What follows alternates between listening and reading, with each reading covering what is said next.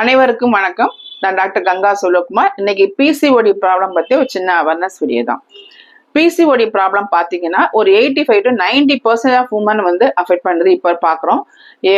7th படிக்கிற students, 9th 10th படிக்கிற குழந்தைங்க மட்டும் இல்லாமல் காலேஜ் படிக்கிற ஸ்டூடெண்ட்ஸ் வந்து 35+ உமன் வரைக்கும் இதை அஃபெக்ட் பண்ணுது. ஒவ்வொருத்தருக்கும் ஒவ்வொரு மாதிரி சிம்டம்ஸ் இருக்கு, ஒவ்வொருத்தருக்கும் ஒவ்வொரு மாதிரி ட்ரீட்மெண்ட் பண்ண வேண்டியது இருக்கு. பொதுவா சில பேரண்ட்ஸ் என்ன சொல்றாங்க அப்படின்னா, பிசிஓடி என் குழந்தை வந்து பெரிய பொண்ணாயிட்டா, அந்த பிசிஓடி ப்ராப்ளம் வராம இருக்கிறதுக்கு நாங்க என்ன செய்யணும் அப்படிங்கறத கேக்குறாங்க நிறைய பேர். என்ன செய்யலாம் பேரண்ட்ஸ் அப்படின்னு சொல்லி பாத்தீங்கன்னா, முதல்ல மாதவிடாய் முதல் 3 நாட்களுக்கு கண்டிப்பாக உங்களுக்கு எள்ளு உருண்டை கொடுங்க. எள்ளுல உள்ள பைட்டோஈஸ்ட்ரஜன்ஸ் ஹார்மோன் இம்பேலன்ஸ் நல்லாவே குறைச்சி கொடுக்குறது. எள்ளு பொடியா இருக்கலாம், எள்ளு கருப்பட்டி, அது எள்ளும் கருப்பட்டி சேர்த்து கொடுக்கலாம். இன்னும் ஒண்ணு பாத்தீங்கன்னா கற்றாழை மிக முக்கியமானது. அடுத்து கருப்பு உளுந்தம் கஞ்சியும் ரொம்ப நல்லா, அதோட தேங்காய் பால் குழந்தைகளுக்கு ரொம்ப ரொம்ப நல்லாவே இந்த ஹார்மோன் இம்பேலன்ஸை குறைச்சி கொடுக்குது.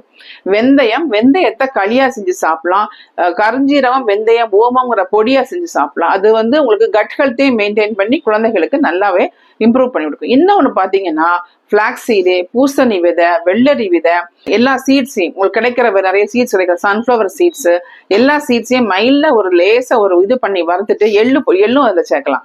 அதை எல்லாம் வறுத்துட்டு அதை ஒரு பொடி கூட பண்ணாம அப்படியே ஒரு பாக்ஸ்ல போட்டு பிள்ளைங்க கொடுத்தீங்கன்னா அப்பப்ப ஒரு ஸ்பூன் அள்ளி சாப்பிட சொல்லுங்க குழந்தைகளுக்கு. இதெல்லாம் நீங்க ஃபாலோ பண்ணீங்கன்னா உங்க குழந்தைங்க வந்து பிசிஓடி ப்ராப்ளத்தை வந்து ஈஸியா ரெக்டிஃபை ஆகி வெளியே வந்துடுவாங்க.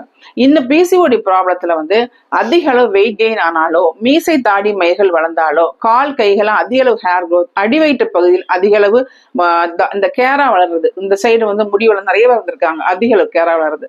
இன்னும் ஒண்ணு அடிவயிற்று பகுதியில பாத்தீங்கன்னா ஹேர் க்ரோத் இருந்ததுன்னா கண்டிப்பாக ஹார்மோன் இம்பேலன்ஸ் இருக்கு, மேல் ஹார்மோன் டாமினேட் பண்ணுது. அப்போ நீங்க கண்டிப்பா மருத்துவரை அணுகி கண்டிப்பா ட்ரீட்மெண்ட் பண்ணுங்க. பாலிசிஸ்டிக் ஓவரியன் தெரிஞ்ச பிறகு இயர்லி ஒன்ஸ் கண்டிப்பா தைராய்டு டெஸ்டையும் நீங்க ரெகுலரா பண்ண தவறாதீங்க. நான் சொன்ன இந்த டிப்ஸ் எல்லாம் வந்து நீங்க கண்டிப்பா நீங்க வீட்டுல ஃபாலோ பண்ணிட்டே இருந்தீங்கன்னா, ஃப்ரைட் ஐட்டம் அதிகமா கொடுக்கறது, பேக்கரி, பரோட்டா ஐட்டம்ஸ் அவாய்ட் பண்ணீங்கன்னா கண்டிப்பா இது பிசிஓடி ப்ராப்ளம் ஒரு ப்ராப்ளமே இல்லை.